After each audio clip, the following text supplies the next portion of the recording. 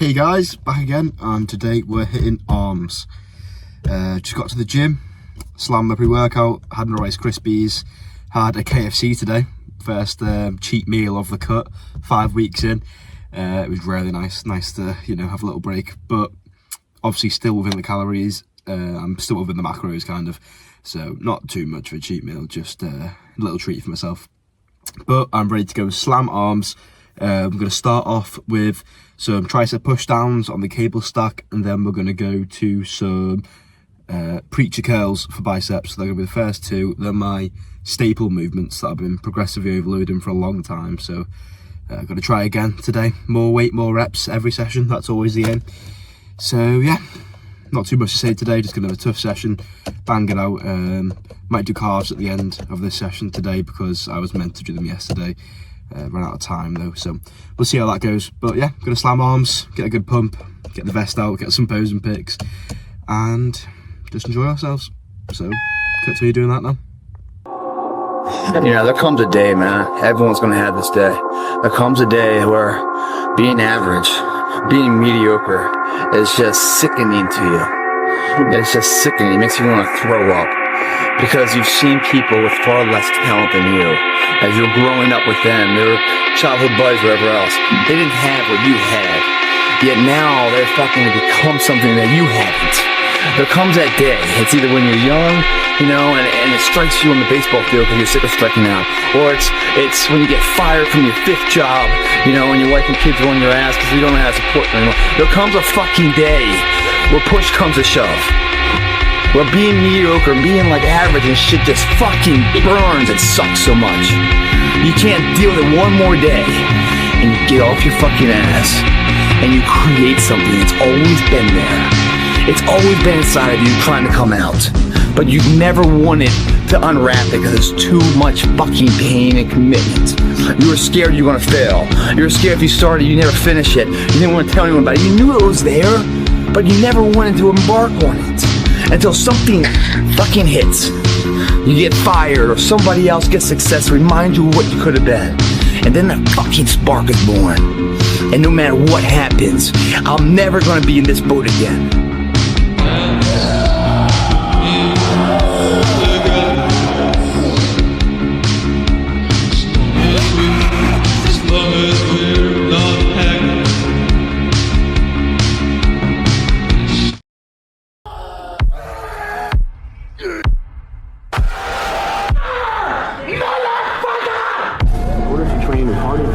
You must retain a clear image of your purpose. Once your goal is sharply but realistically defined, all that remains is carrying out your plan. Don't, however, worry about your individual potential.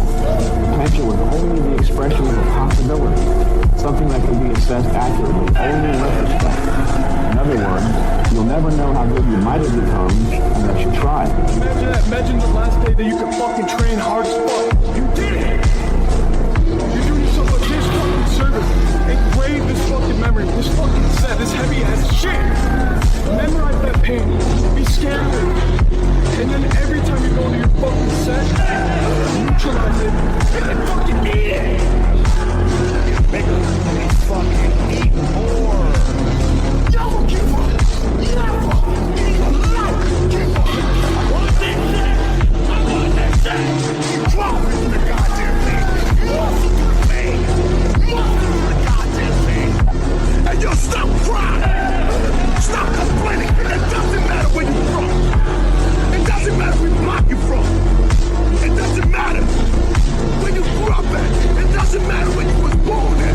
What matters is that you have the heart to make it through.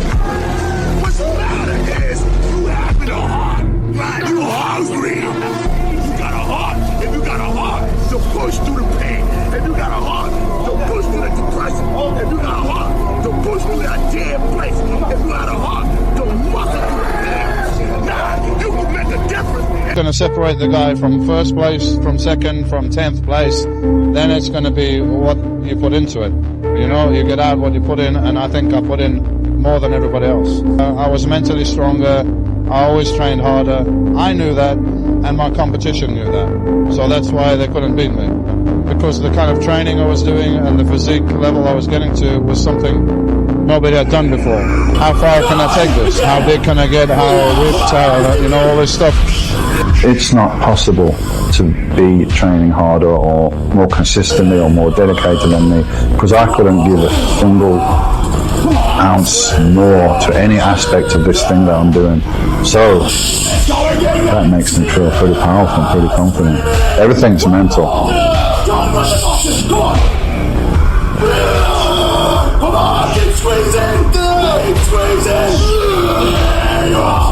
That's the one.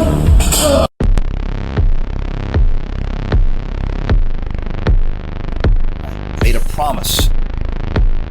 If you're going to do this bodybuilding thing, if it's this important to you, you cannot be a failure. You cannot leave the gym ever a failure.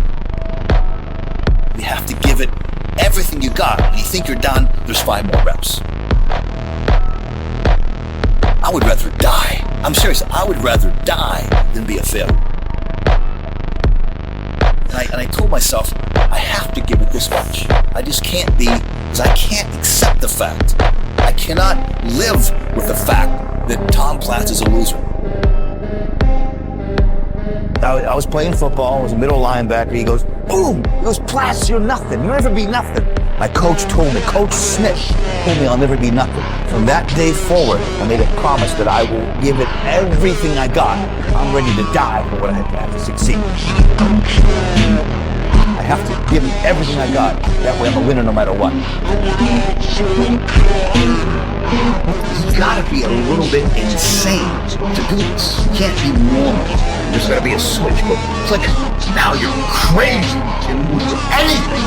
You die. You're willing to die to get there. If you give up on your dreams, what do you have left?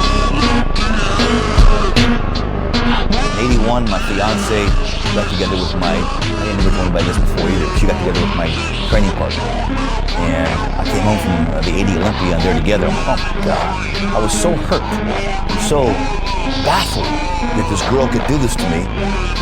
I decided to take all that energy and put it into the gym before the 81 Olympia. I just opened the door to the Gold's Gym that year. Boom, everything would work. It was a magical year.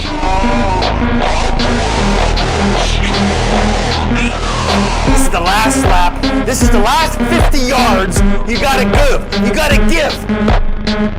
Do not fail. Do not fail. You cannot be a loser. Lose is nothing. You must not lose. You cannot leave the gym a loser. You might rather die than lose. Give. Come on.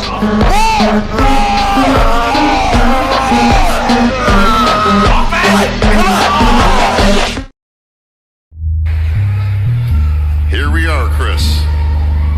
We talked about it last year. We talked about it this year. We've done many, many interviews throughout the entire season. The strive for 5 is finally done, my friend. 5-time Olympia champion, folks.